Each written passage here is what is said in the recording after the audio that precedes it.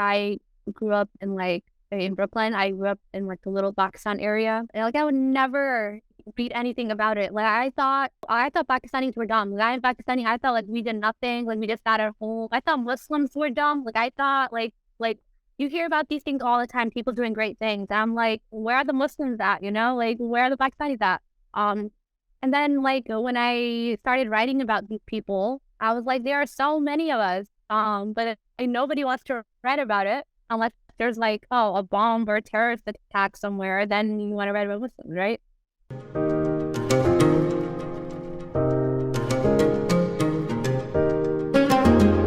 Can you give the audience a snapshot of your childhood, your teen years, where you grew up, your upbringing and experiences that shaped your journey to become the journalist that you are today? I would say I have like an interesting story. It's pretty boring, but I grew up in Brooklyn. I was born here. I was raised here. Um, I attended public school. I attended Brooklyn College. I spent my days going to the library as a child and just taking out a bunch of books because you could have them for 2 weeks before you can like renew them. That would take like 2 books for each day and just walk home with a stack like every week. Now I don't do that anymore because now, alhamdulillah, I have money so I can just buy them and I don't have to go to the library anymore. I mean, I would always write whenever I had the chance. Mostly you would see me reading, to be honest. And then I went to college. And I always wanted to be a doctor. Uh, but I think in college, I realized I was not good at math and I wasn't good at science. I was like, what's the point of that? So I tried to figure out something that I enjoyed. And it was then where I realized I've always loved reading and writing. I've always asked questions, and there's a career for that called journalism. So I was too late in registering for classes for that semester. So what I did was, instead of registering for journalism classes, I registered for the student newspaper with having like zero experience in journalism. So that's how like my journalism stuff started. And then I wrote for the paper. I became opinions editor, features edit. No, not opinions editor. I wrote opinions pieces, became features editor, then became managing editor, then editor-in-chief. Then I went on to work for this local newspaper. It's called Brooklyner. It doesn't exist anymore. That's what local news is. It's really hard to sustain it. So you probably notice that a lot of times these local papers that you read, they shut down after a while because there's no money, there's no like writers. So I did that for 3 years. And then I freelanced for a little bit. And now I'm at Middle East Eye, which is based in London. It's like Muslim. I focus on Muslims, Arabs, and all that stuff connected to the US. And I've been doing that ever since. What were the first stories that you wrote growing up? Were they always related to journalism? Was the investigative part of it, or were they more personal? Oh, like growing up, like when I was a kid. No, Yeah. it was just like fiction stories. It had nothing to do with the news. It was just like short stories. I would tell my siblings like these make up stories in my mind and just tell them like on monsters and stuff like that. It was more creative, but like when I think about it now, in journalism there are so many ways to write a story, and I love the way where it allows me to be creative. Like I love features writing, which is like I try to implement that in my like news writing now. It's like you get to describe the moment, describe where this politician is sitting, how he's looking. So it allows me to be creative in that way. But no, in the beginning, as a child, it was always just like, stories about dragons and monsters and stuff like that. Do you remember that transition from you writing fiction to your interest in journalism? So my interest in journalism didn't come until college. Like before that, like I was thinking about journalism. It's legit just like going to medical school, pursuing, being a doctor. But when I was thinking about it before, like why journalism, I remembered in like middle school and high school, like whenever the teacher would give like homework, like writing an essay, like I would actually like that. Like I would enjoy it. And I remember this one time for like history class in middle school, each time you would write like a paper or whatever topic it was about, usually like, something nonfiction related. Like my teacher, he would always write these comments. I would always get like a really good score in the writing portions of it. and he would always write something like he enjoyed reading my story the most. And he always say that. He always made a point to say that. And like when I was thinking about like what to do for my career, like I had that in the back of my mind. Like, someone has said I am good at writing, so maybe I am good. Maybe there is potential. Yeah, so it went from like make believe stories to like schoolwork to writing about the news now. It's funny because I did not want to become a doctor. My parents wanted me to become a doctor, so I went to college and I majored in pre-med or in So chemistry. And my breaking point was in math, although I was horrible at math too, but it was uh, chemistry. And it was like the first chemistry. I did horrible in that class. I failed it like twice. I just like I yeah. couldn't pick the subject up. And my interest in writing was late. Just in terms of like the way I hear writers right now talk about it, where they've had it since their like birth or something. I Oh, didn't have no. that. I had that like a very late Uh, bloomer type of writer. I wanted to ask you about what does it mean to be a Muslim or a Muslima in journalism? well, there aren't a lot of us, especially in the U.S. There aren't a lot of Muslim women journalists. There's like every industry that is dominated by white men, which is a problem, especially if you are tasked with writing about vulnerable people and vulnerable communities. You need people who look like those communities to tell those stories, right? You can't just be told by white men. And like I've noticed, we don't really go out. Like my job doesn't require me to go out like to press conferences and all that stuff. Like out in the field as much, especially like after COVID, it's mostly online. But before when I wrote for Brooklyner, I would be out all the time. And I would notice that when there would be a press conference, like I'll be the only one with the hijab on, right? Mm. Like it's something I would notice.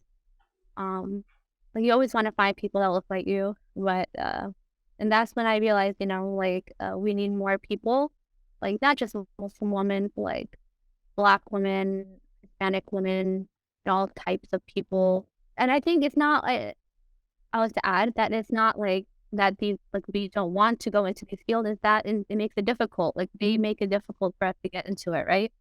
Like it is really difficult for us to get into any field, whether it's becoming like going into business or going into journalism. It's like they want like white men to occupy their spaces to hold these leaderships, right? But to answer your question, what does it mean to be a Muslim woman in journalism? As Muslims, in general, we should always, whenever we go outside, we should act like we are representing Muslims. I think that is a role for us as Muslims. I always say like I'm Muslim first and like a journalist second. Like I remember that used to be like a problem before. Like you're supposed to be like a journalist first, especially in journalism. Like you can't be biased. You can't be all that kind of stuff. You have to be objective. Like you always hear that word. But I think for me, it's like an honor to be a Muslim woman in journalism. I love telling the stories. I love when other people trust me to tell their stories. Like I love writing about women in general. The most recent stories I've written about were about women, about Muslim women, because I feel like their stories aren't as told as often. And I love that they trust me to tell those stories for them. I was gonna ask you this later, but you mentioned remaining objective in journalism, and I wonder. I read your piece on Andrew Tate, and I thought it was a well-written piece.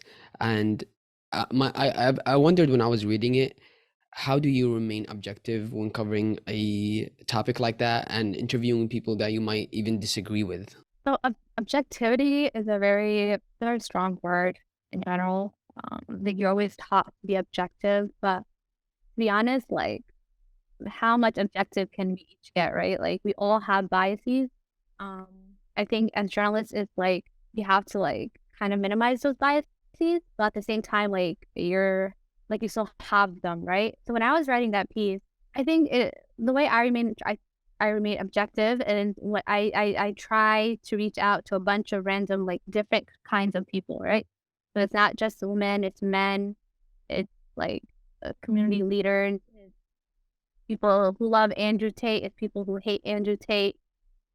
I think that is what we're taught to do. Like, just you can't just reach out to like men who love Andrew Tate and that's your story. That's it, right? No, You have to reach out to a bunch of other sources, to a bunch of other people, just to get like all the different perspectives. And obviously, you keep your opinion out of it. It's not an opinion piece. I think every journalist, to be honest, we've gotten, oh my gosh, you're not objective. Like, I remember this one time I was reporting something. It was a protest, and it was like it was a protest, and it was like Jewish people were protesting. It was about a council member that I had written about. Like he had said, "Oh, Palestine does not exist," and then all of the people. It was in an Orthodox Jewish neighborhood in Borough Park, and these Jewish people were protesting, right? And I remember I went in there doing my job because that was my job to cover these events. And then someone wrote to me saying, like, what is a Muslim woman doing at this event, like at this protest? Like, I'm doing my job, right? Like, if you do that, you're not objective. If you do that, you are objective. It's like you really can't win, right? So you just have to trust your gut and just reach out to a bunch of people and go to every single event that you want to go to. Um, and just keep your opinion out of it, but not your voice out of it, right? Because otherwise, and like ChatGPT could be writing the stories, right? Like with no voice, but like we each have a voice, and each journalist tells a story in their own voice, right? That doesn't mean they're putting their opinion into it. I think that is what we should continue to do. Well, I'm glad you brought up ChatGPT. What do you think of AI, ChatGPT, and the rest of it, and the future of writing and especially journalism? I think journalists will always be needed in this world. I don't think, I mean, obviously, to be honest, I used ChatGPT the other day to get like a translation for something for work. It kind of helped. I'm not saying like don't use it, but it's just, I think for now, like we still need journalists to write these stories.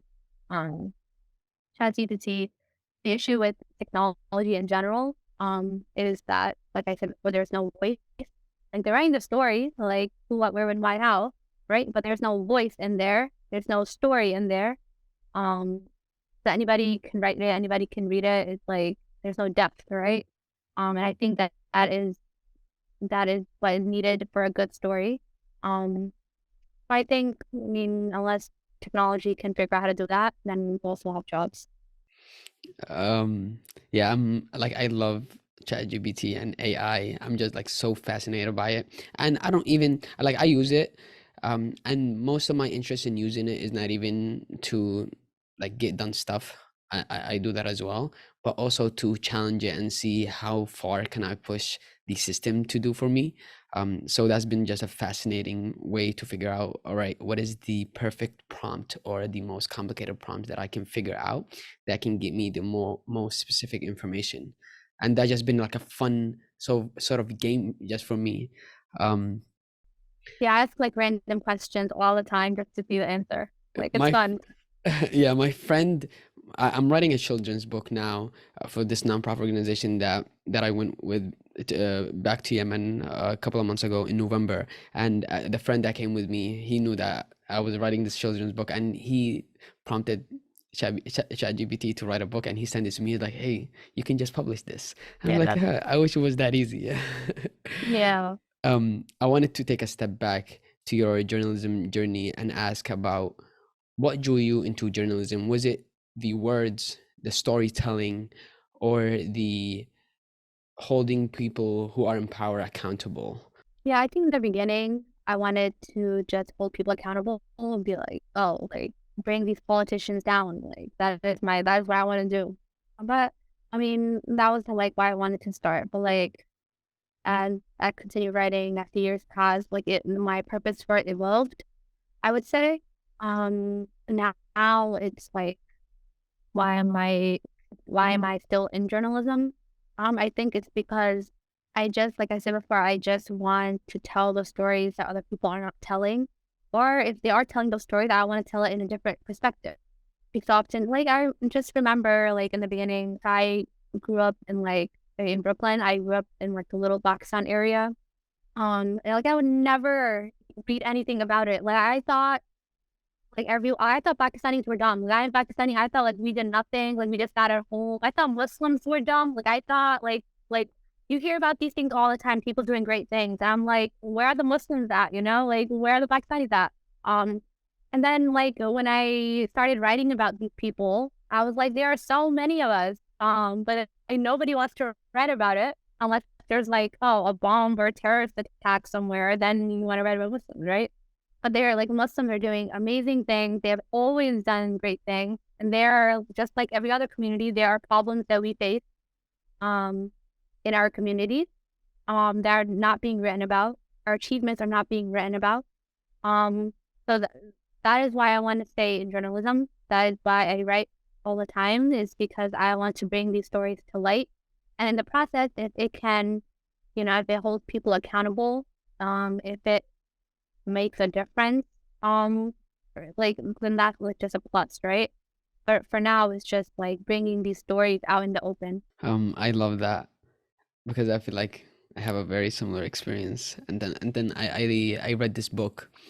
I think I was in college, and it was titled, if I'm not getting it wrong, The Lost History of Islam, or the Muslim Lost History. I can't get the title right now. And it talked about all the history that influenced the modern world and how much Muslims accomplished, and that sort of like shifted my perspective on the accomplishments or the achievements that Muslims have contributed to the development of the modern world. I like in middle school and in elementary school and in high school, I've never been taught about Malcolm X. Like, can you believe like how surprised I was when this man exists? And this man, it was Muslim, and he did all of this amazing stuff, and we have never heard about him in our like public education, right? So stuff like that that makes like that like really hurt. That really hurts us. So Yeah, the biography of Malcolm X by Alex Haney is, I think, after reading that book, I literally thought this should be a requirement for every Muslim. I mean, forget about public school. Like, we can't hold the public system accountable for anything for that matter. But I thought this book should be read by every Muslim I know, and I started recommending it to everyone. and not Um, even Muslims, like everyone, like should be reading yeah, this book. Like yeah, I think like forget Muslims, like non-Muslims should be aware of Malcolm X. Like a lot of people don't know Malcolm X. Like a lot yeah. of like I've had conversations before. They're like, "Who was Malcolm X?" Right? Um, and that book is like one of my favorites. I have 2 copies of it. I love that book. Same, same. I have 2 copies. It's funny because I also have like a torn out copy because I've carried it everywhere, and then I felt bad. Then I bought a brand new copy that I don't even use. It's just like on the shelf. You describe yourself as someone who writes about everything Brooklyn, from crime to opening new businesses, politics, and lost dogs who later found each other. How do you decide on a story to write? What is the incarnation process for a story that you want to start researching and start writing? I think that was my bio from like when I was at Brooklyner. I remember I wrote about lost dogs who found each other. I finding a story. So right now it's like sometimes my editor will assign a story. Like we have these meetings every day where we discuss like potential story ideas. We pitch ideas. The way I try to find a story is I first try to look around, see what's on the news, see if I can get another angle out of it. Like with the Andrew Tate story that you brought up. I think at that point, like we've just been seeing a lot of Andrew Tate. And then I just remembered like in these Facebook groups, there was a lot of conversation about like in Muslim Facebook groups, people were talking about like Andrew Tate, and some were like, oh, he's great. Like, no, he's not. And I wanted to explore that further. And so that's how I got that idea.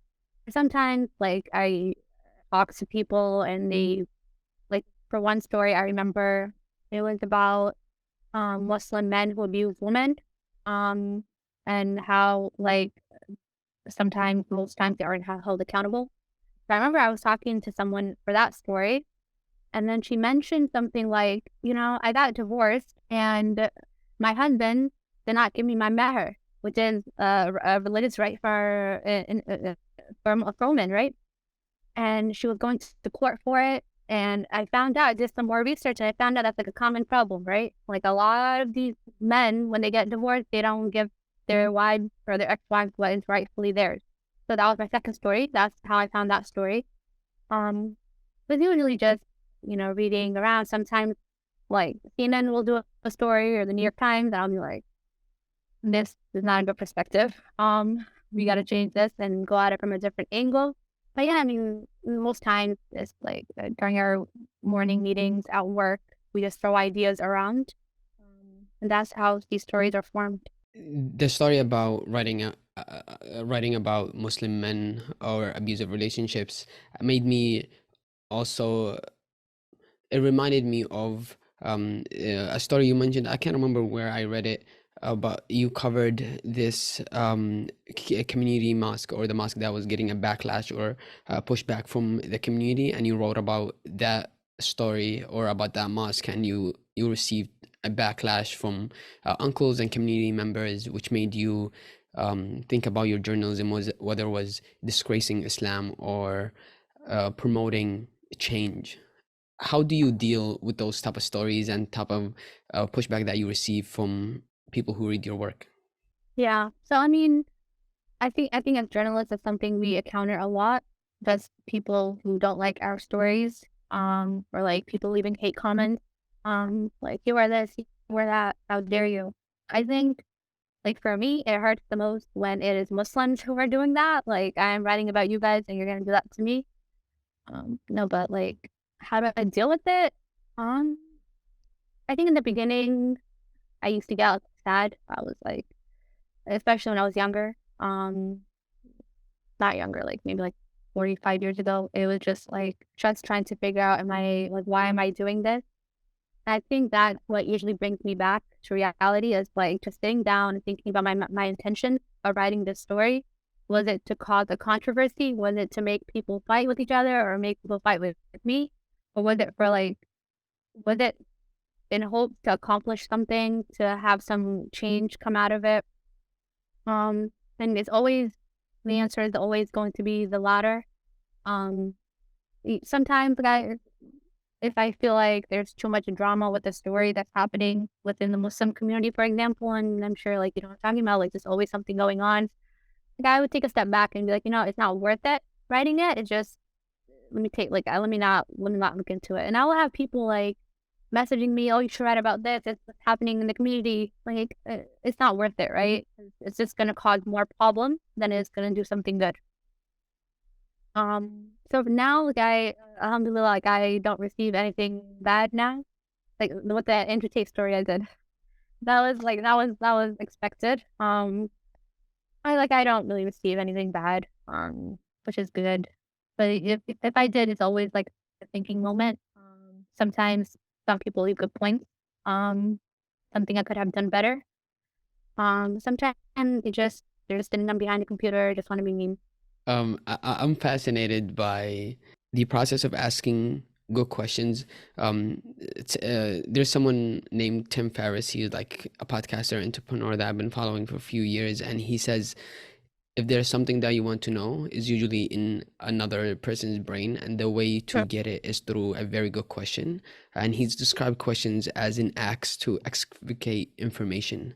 Um, I wonder, how do you prepare your questions for people you interview, whether it is on the same topic, different people that are coming from different perspectives, or on a singular topic that you're interviewing a person about their own personal story? How do you prepare your questions? Do you follow a certain format? Are there questions or standards that you follow with Middle Eastern eye? How do you do it? Well, I mean, it depends on each person. It depends on the story. Some stories are profiles, which is just specifically focusing on one person. For some stories, I just need a few comments from the other person. So they're two separate things. But for like longer forms where I am writing a story about this one person, um, the way I do it is I just sit down and think about, this is an interesting person. What do I want to know about this person, right? And through there, I would just be like, what questions do other people have, for this person. I like to look around sometimes online if the person's a doctor, like what questions to ask the doctor, and I get some ideas that way. Um, Sometimes I ask my friends, oh, like I'm interviewing this person, like what could I ask him, or her?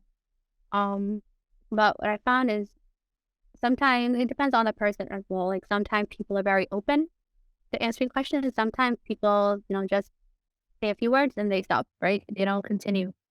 Um, and you always have to continue pushing them. And I think you mentioned this before too, like you can have a list of prepared questions, but you probably sometimes you won't have to use any of them because it's just a conversation that occurs, right? And those are the best kinds of interviews that I've had where we just go off script and just have a genuine conversation. I think people open up more that way, and it means that they've trusted you to tell you their story, to tell you what's in their brain. I always try to end my interviews with, is there anything more you wanted to ask? I mean, you wanted to say about your life or whatever topic, because there usually is something, it makes them think a little bit, and there usually is something that they want to add. And when they say it, like it sometimes sparks another conversation, which is like, that's the actual story, right? So, I mean, it's just like I get questions from like a variety of places. And when you hold these interviews, do you usually record them or do you write notes? How do you keep track of their answers? I mean, now, since everything is done online, usually over the phone, I use the recording app before I used to just hit the record button on my iPhone, the voice note, record it, and then sit there for like 2 hours and transcribe everything. And then my colleague, he was like, you can just have it recorded and like typed out for you. So I tried it, and it's like the best thing ever. That's what I usually do. I usually keep a pen and a notepad with me, even when I'm recording. Because sometimes like they say something like that I want to include in my story, so I make a point of it. So I go back to it, or like a quote that they said that I want to include, or something that I want to ask them. So it's a mixture of both. Even like a short interview, I don't do the recording. I just write like on a notepad, like short notes. But yeah. Is there a particular piece that you wrote in the past that you're very proud of, or maybe it's a piece that you shared with your friends, family the most? Yeah, it was in Brooklyn Air, and it was about my dad. I wrote Mhm. about my dad. It was during the beginning of the pandemic. Um, at that time, he was driving a yellow cab. He had driven it for like 30 years. Um, and that, I mean, the yellow cab drivers have always faced, like, the industry is just awful now, and they would always face issues. But during that time, like, nobody was out. They were facing so many problems.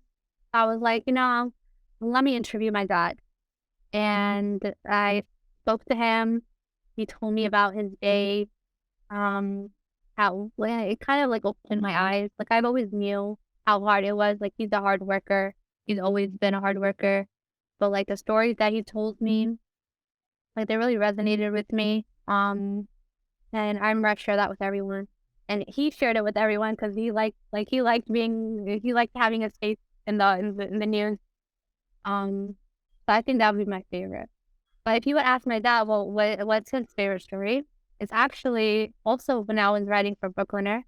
Um, it was in my building, like a few days before Eid. The landlord, he shut off the water. No, he didn't shut it off. He put a notice on the lobby that the water is going to be shut off on Eid. And, like we had Muslims in our building. Everybody was like, "This is Eid. Like, what are we gonna do? We have to take a shower. We have to cook. Like, what are we gonna do?" Everyone was speaking out. And I was like, let me just write an article about it. So I wrote an article, and then kind of put pressure on the landlord. Like people were offering, like these organizations started offering like water, like we can give you water, we can give the building water, like food. And then someone from like the public advocate's office at the time, like the day of Eid, she came in the morning to make sure the water did not close, and the landlord, he changed the date of the water. And that I know he did because of my article. Like I can tell you that was from my article. And That's that is a story my dad, amazing. he shared.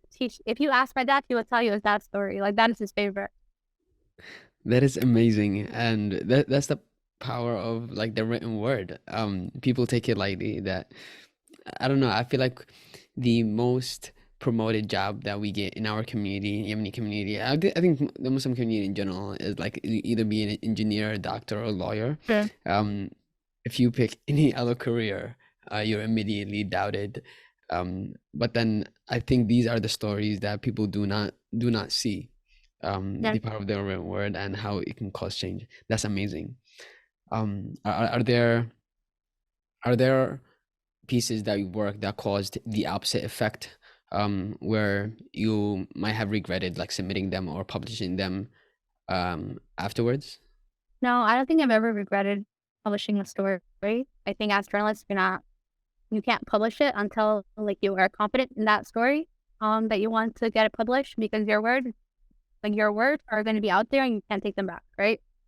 So before you publish a story, you always have to read it over. You always have to make sure that you are not regretting it, that everything's good, that you're not going to want to take it back.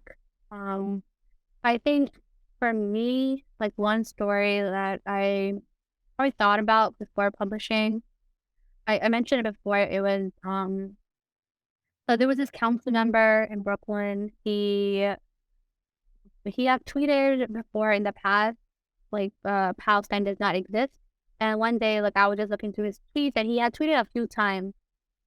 And so I basically compiled a story and was like, we have a council member who says Palestine does not exist, right? And I published that story. And then, like, the next day after the story was published, he tweeted at me, and he was like, I don't know, he said something, and then he said, but yeah, you're right. Palestine does not exist. And like he said, and that is when, like, for some reason, that is when everybody caught it. That is when, like, I remember Sean King tweeted it at that Mm. time. Like, all these people, like, I had never heard of, they tweeted it. And, like, they started, like, putting him on the spot, like, how could you see that? He eventually got voted off the immigration committee in the New York City Council, afterwards. But, like, before that, there was a protest, in Borough Park outside his office where it was like the counter protest was bigger than the actual protest. The protest was supposed to be like, "Oh, like, how could you do this? Take back your word." But, like, few of those people came, and, like, more of the counter protesters came who were supporting him and saying, "He's right, Palestine does not exist," and all that stuff. And that was when, like, when I when I went there to cover it, like, I that was when I, like, experienced Islamophobia. Like, people were, like, just, saying super many job, um, like, they were saying, "Oh, did Arabs burn any pregnant women today?" Like, I'm not even Mhm. Arab, first of all, like, get your facts straight. Um, but, I think it was then, like, I kind of thought about, like, am I like, is this worth it, right? Like, if I publish this, like, if we continue writing about this, then will people continue being awful? But we published it, and I was confident in it, and I wrote it, I published it. Um, and yeah, eventually, like I said, he was voted off the immigration committee. I think he's still a council member today, though, which is fine. I did what I had to do. I just did my job. What is that process like? How do you walk me through writing a ordinary piece from it starting as an idea to the publication date? So first, after we pitch a story, right? And after like my editor's like, "Oh, this is a good idea. Go ahead with it." What I would do is I would start doing research, seeing who I have to contact for this story. So whether it's like organizations or just regular people that I know, or go on Twitter and be like, "Hey, I'm writing a story about this. Is there someone I can talk to?" You know, um, at this point, it's just talking to a bunch of people as possible, right? I'm just talking to a lot of people, um, from various backgrounds to get the various perspectives, to get the actual story, to see what's actually happening. And then from there, once I feel like I have everything, I would do some more research, see if I need any numbers, see if there's anything else been written about this, and then I would just sit there and write it. Yeah, and that's it. And then I would send it to my editor. He would look it over, getting some notes, and then it will eventually get published. And how long does it usually take in an average? Well, it depends on the story. Some stories are longer. Sometimes the stories taking me a month to write. But that's like I'm not like that. If a story takes long, you work on that story on the side, but you do other stories too that are quicker. Because you have a job, you have to continue writing the stories. Yeah, sometimes it's taken me a month. Sometimes they're shorter, like a week, a few days. It just depends on the story. It depends on how fast people get to you. Because since I'm not like an op-ed writer, Um, my story is filled with voices of other people, not my voice, right? So no one's getting back to me, then there is no story, right? And sometimes it's like during the holidays, everyone's really slow. It takes forever. It really just depends. And have you written in Abad's story, and how is that different than future stories? Oh, I haven't written it up as story. I've written it when I was in college, in a student newspaper. I mean, it's different because opposites like your opinion backed by numbers and research and stuff like that. So it's not just your opinion, like I believe blah blah blah. It's I believe blah because all these facts, right? Op-ed is really hard from what I remember. Um, because it's not just like I said, it's not just your opinion. You need to back it up with facts. You need to back it up with research. I find I remember when I wrote about it. I remember once in college I wrote about I don't remember who it was, but it was like a Palestinian activist. I was basically praising her and saying that she got arrested or something. I was basically praising her, saying that she did, we need more people like her in this world who can stand up to like the Israelis.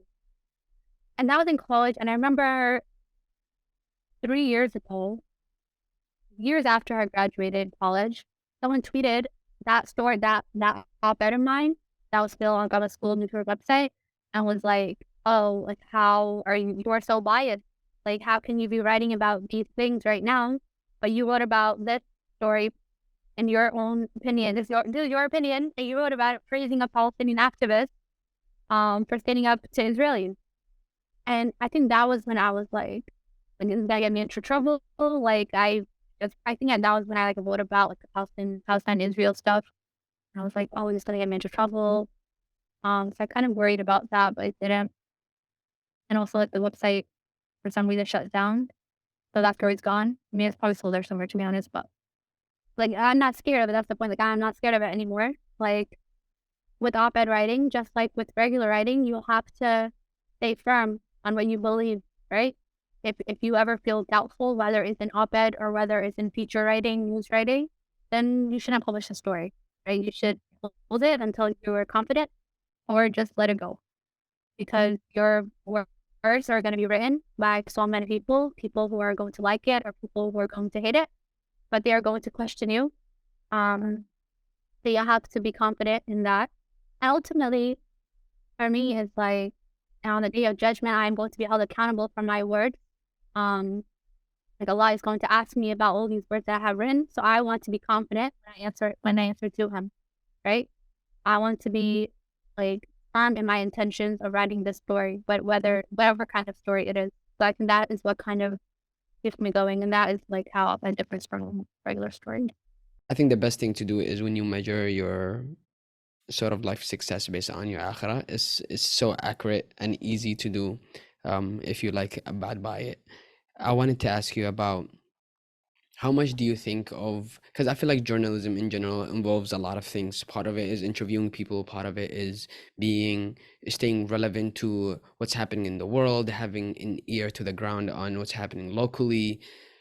But then there's also this piece of it that's the writing piece, the sentences, the words, the paragraphs, and the story as a whole. How much of the writing do you focus on? What has been your journey with the writing itself, separated from journalism, if I can even separate both things? Yeah, I mean, I was a writer before I was a journalist. Like like I said before, like I've always liked writing. Whether it was like school essays or like make believe stories, and it kind of evolved from there. I think for me, the process of writing is so much easier. It comes more naturally to me than like with journalism itself. With journalism, it's like facts, facts, facts, right? And writing allows me to be creative. Um, and I always like try the longest thing that like I always sit there trying to like I want the beginning of my story to be like the best part of the story. Like I like to bring readers in. I always like to be creative. So it takes me the longest time to write the beginning of the story. So most times I'm just sitting there with the blank Google Doc, just staring at it, typing up words, erasing them, typing them up just to get like the perfect sentence. So I think for me, like yeah, the writing itself, while it comes more naturally, like I think it's the most important part. Like it is your voice, like I said before. And that's how it sort of differs from journalism. like journalism itself? I'm fascinated by the writing process and what does it look like for different writers.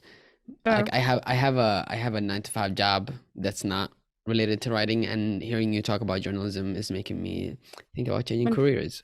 Um, yeah, but it might be a bad having time to do that. Like is it okay? BuzzFeed just shut down. All these organizations are always shutting down. It's like such a bad like journalism. It's so unpredictable. Everything shuts down all the time. People get fired. But like once you're in it, um, it's just so rewarding. Like I know I see people change careers. Like people come to journalism, but people also leave journalism. But for me, it's just so rewarding. Um, like I don't know, like, maybe by next year, like Middle East I would shut that down or something. I hope not, but like it's like you can't expect anything anymore. Especially like with the industry today, it's just all over the place. But yeah, it's like, and you don't really get paid that much. I mean, it's like really bad pay, but like they probably should teach you that in college. Like, yeah, you're probably not gonna get a job, and you're probably not gonna get paid when you do get a job. But it's like I think that's how you know like you're not people who are in journalism are in it because they love it. Obviously, we want to like get paid good and have good living, but it's like you have to be in journalism because you have to love it. Like if you don't like it, if you don't like what you're doing, then it shows in your work, right? The kinds of stories you're writing, it shows in that. So what is your current and I know this changes over time, and I'm happy to hear about how has it changed for you. But what is your writing process now? Do you write in the morning, in the afternoon? I mean, it's different for you because it's literally your job to write. Yeah. For me, it's a little bit different because I have another job and other things that I have to do that's outside my job. So I have to dedicate a certain time that I'm free of all those things for me to focus on my writing. And I Okay. wonder, what is it like for you? Yeah. So like these shorter stories, so every day, like we while we work on our actual like byline stories, like stories with our names on it, we also have to write these shorter stories, just these markups of something happening. Like this report just came out about like um this organization did a poll about like what Democrats think of Israel being an apartheid state.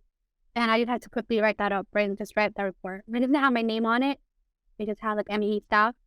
So these short stories are quicker, and it's just to mark them so people who want to know can read them. So that I just do like whenever my editor assigns me that. Like the longer stories, I work on them during work hours. Like I interview people during that time. But I found that nowadays I usually write those better during the nighttime. But something like it varies. But like usually I found that I've been doing it during the nighttime the most. I don't know why. Can't answer D- that. So has that changed before that? Was writing earlier in the day working better for you? And do you know why that changes?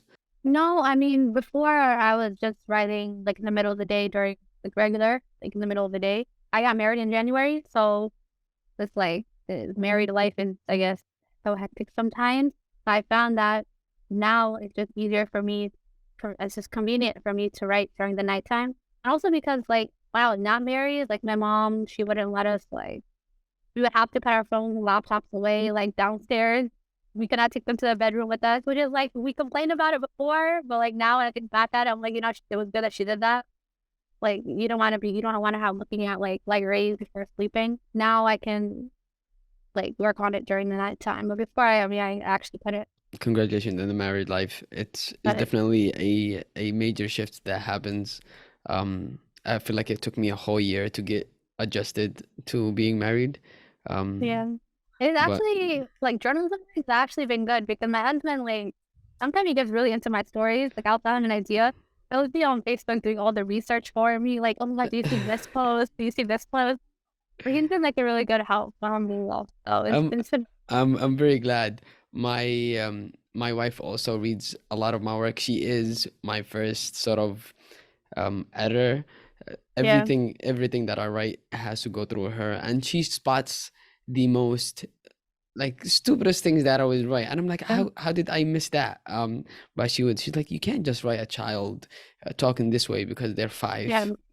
Like children who are 5 don't speak this way because I write mostly fiction. So she's been a very critical eye to depend on. So Yeah. I'm glad that's working for you as well. You mentioned this earlier, which is the mainstream representation of Islam and Muslims, and you feeling the need to respond to some of the stuff that they talk about in the mainstream media about us. What has been that like? What are things that you see that are what are the patterns of the way Muslims are portrayed, and how have you been thinking about combating them? I think right now I haven't really seen anything. Maybe I can't think of anything right now, but like I haven't seen Muslims being portrayed like how they were portrayed like years ago, like which was bad. Right now, it's mostly Palestinians who are portrayed in that way, right? Like even in the New York Times, when you read it, it's like these headlines like, "Oh, the Israelis were murdered by Palestinians," right? Or the Palestinians, a Palestinian boy just casually died on the street. Like, you kind of see that contrast. And it's something that a lot of people have noticed. It's something that a lot of journalists have noticed. And I'm glad I work for like Middle East Eye. Like we are very assertive when it comes to that kind of stuff. Like people are right. If the Israelis murdered Palestinians, if an Israeli soldier shot a Palestinian boy, we will write that, right? Like we won't beat to the bush like how other organizations do it, like how their big organizations do it. And a lot of them they are like, I don't want to say they're scared because nothing to be scared about. It's like, you're just telling the truth. But I mean, right now, we've seen where we're seeing in just like I said, this Palestinian being portrayed in that kind of light, in that bad light. And like for me, I don't really have to do much, but I know a lot of my colleagues in other places, like they have to actively, combat this in their newsrooms. It is difficult because, like I said before, these newsrooms are filled with white men. They're filled, even if they're not white men, they're filled with other people who who are very strong supporters of Israel, newsrooms are funded by Israel. So right now, I think that is the major problem in journalism. I mean, you see it all the time. You see it in writing. Yeah. You mentioned your colleagues working in other places that might taint their wording to fit the whether it's the agenda or the style, the voice of the publication, the magazine, the newspaper that they write for. This made me think about how to find community that are like-minded for your not advancement of career only, but to just be in community with other writers who are doing the same thing. I remember struggling with finding Muslim writers that are interested in fiction and be in community with them, or like, even workshopping our stories together. I'm wondering if you found that community, and or do you even think that writers need such a thing? Yeah, I mean, I think writers definitely need a community. So especially those who are in these newsrooms that don't listen to them, that they have to fight to write their stories. And it's always good to have a community that actually listens to you. And they can, especially if it's other writers, and they can just give you advice on how to like navigate. But perhaps they've been through something similar. And there are a lot of communities available. There's Facebook groups. There are these organizations that offer these resources. But I feel like thankfully, like a writer is never alone. Like, you always have someone to lean on. You write about very hard topics at times that might strike a nerve for you. I know the Israeli-Palestine situation isn't something easy to write about. What do you do to decompress from going through reading and writing stories that affect you emotionally? Well, first, like you would think that if you keep like reading about this kind of stuff, like your brain gets used to it.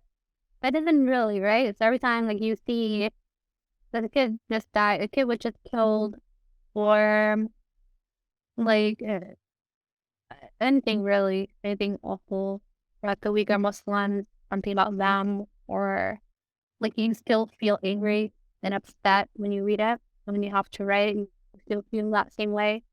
Um, for me, like I have to be compressed after every time I write about like women issues, like when I read about women being abused by their husband, like I have had to talk to to like women who were actually abused by their husbands, telling me their stories, like detailing their accounts of abuse. So like after, like I remember like I would just be sad for a little bit, just constantly thinking about their story. And even after the story was published, it's just constantly thinking about these women. Like, oh, maybe I should do something more to help them. Maybe I should do this, maybe I should do that. But I think for me, it's just talking to your colleagues, talking to your friends, talking to your husband, to your family, about what you're feeling. Because if you don't take a pause, the stories will keep piling up on you. It'll take a toll on you. But yeah, for me, I just like talk it out. I do allow myself to be sad. I think that is important. I think as writers, we should feel emotion. There's obviously a time and place for that and how to control that. But after you think you gave yourself enough time to feel that emotion, and then you have to like figure out what you're going to do next, right? Right. I would just work on a different story that has nothing, like a positive story, right?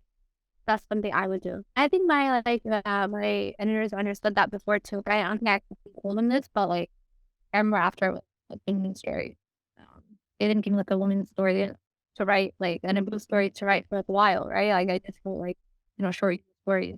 It's just about knowing when enough is enough for you, how much you can take, and then going from there. But it's also like what I've noticed helps is just going out like outside. As writers, we like always confined into like our chair in a room. So we sometimes forget that there's fresh air outside. We should sit outside, take a walk. That really helps.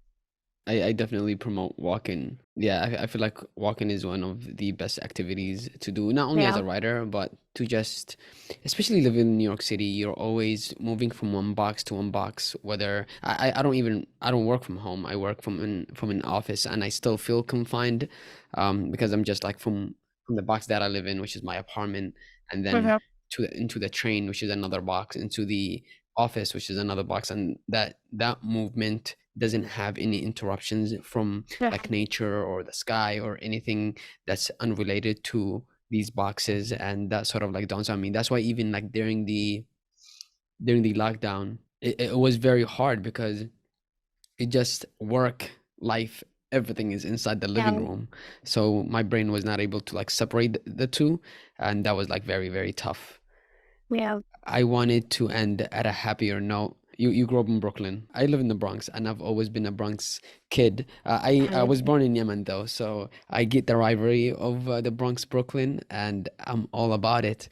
I was wondering if I would, or a tourist would, visit Brooklyn. What restaurant would you recommend for lunch or dinner? My lunch or dinner? I can tell you what I would recommend for breakfast. Okay. Like it's called Hot Bagels. It's on Church Avenue in Kensington. They have the best bagels. You should definitely get yourself a bagel from there. I remember, like, so I lived in Brooklyn, and then last year my family moved to Long Island, and that was when since we bought a house. My dad bought a house, and it was nice. Like we have a house, we don't have to look for parking anymore. Like that was it. Like I missed Brooklyn so much. Like I missed just walking out. Like you can't like it's not really it's not like the walking area place, right? It's more you have to use a car. Well, like I miss Brooklyn so much. And then we have a nice bagel spot. And then my dad found a bagel spot in Queens, which is really good, called Utopia Bagel. Um near Tate, to be honest, but like the hot bagels in Brooklyn is the best. You should definitely go there. I will definitely check it out. If you could have dinner with a writer or journalist, living or dead, who would they be? I have to think about that. I don't know. I'm trying to think of like my favorite books. I just can't think of my favorite book anymore. It's very hard to think about your favorite books. Maybe a better question is, what book have you recommended the most to people? Oh, I would definitely recommend the Malcolm X autobiography. And we Okay. talked about that in the beginning, but like that book I recommended to everyone to read. I recommended The Kite Runner. Like I know there's a lot of people have problems with that book because like Orientalism, whatever, whatever, whatever. Like okay, that's good. Like the book is good. Like the story is good. Like I love that book. And then by the same author is A Thousand Splendid Suns, which is really good. I recommend those books to everyone. What's your advice for young aspiring Muslim journalists? I guess it would be to never compromise on your religion. I think there'll be a lot of opportunities where it would be like journalism first, and then just take a step back and you're within, but never do that. Because at the end of the day, you're Muslims first. We will be questioned on that, and just never compromise on your values, just what you believe in, whether it's anything Islamic, whether it's just anything in the world. It's very easy to do that in any career, and very easy to do that in journalism, to cater to your readers, to cater to the company that you work for. I mean, it'll be good for you. It might work for you in the short term. You might get a raise, you might get a higher position, and then going to be worth it at the end, where it actually matters on the day of judgment in the afterlife. And honestly, just keep pushing. Like I said before, this industry is hard. But there are opportunities that build everywhere. Just ask people. Like, I wish people would just ask me, "Oh, I want to be a journalist. Where should I intern?" Like, I have so many ideas. Like, I can never find someone who wants to be a journalist. Never. There are people, like, there are so many opportunities available. There are always people to help you, put your foot in that door. You just have to ask.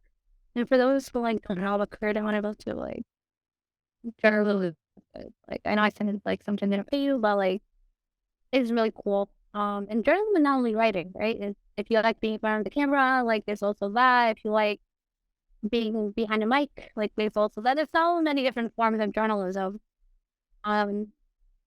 There's sports journalism if you like sports.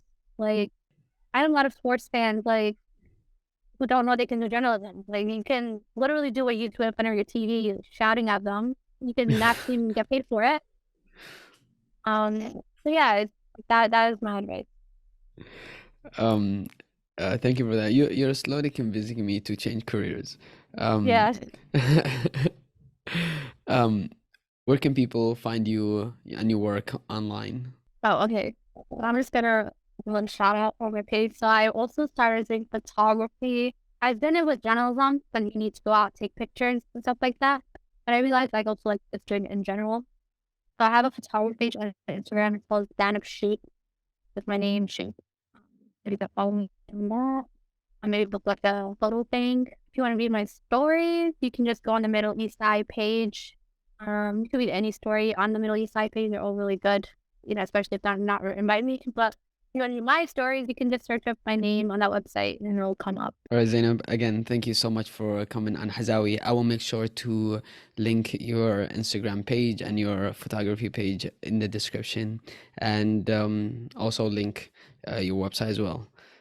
Thank you so much for coming. I really appreciate it. So thank you for having me. That's it for this episode in Hazawi podcast. I hope you enjoyed the conversation and extracted valuable information and lessons to apply in your own life. To make sure you don't miss the next episode, sign up to my newsletter in the link below, where I also share books I'm reading, writing tips, and quotes I'm pondering, and much more cool stuff. And do not forget to subscribe.